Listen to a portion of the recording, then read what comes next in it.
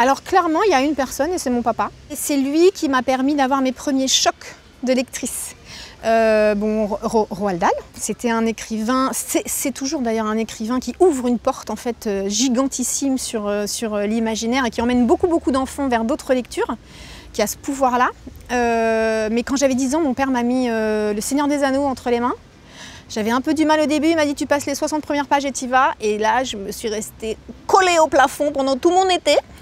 C'était avant de rentrer au collège et ça a été une claque monumentale. Mes proches, mes libraires, beaucoup. Le hasard, les premières pages. Oh, j'en ai plusieurs. J'habite à Montreuil, donc je vais chez Folie d'encre. Je vais beaucoup à Vincennes, chez 1000 pages.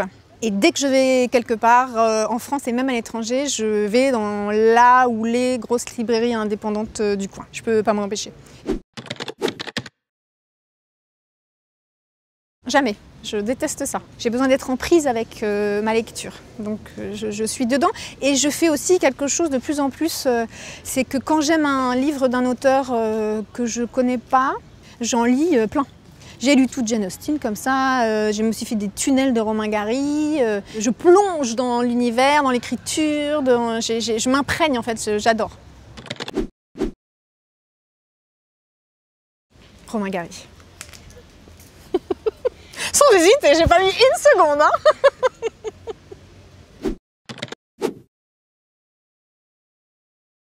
Oui, il m'arrive de lire à voix haute pour moi toute seule, mais il m'arrive aussi, quand j'ai vraiment un coup de foudre pour un livre, de lire des passages aux gens que j'aime autour de moi. Ouais, ça m'arrive, mais c'est la magie de la lecture, ça. C'est l'intimité qui ensuite peut être partagée.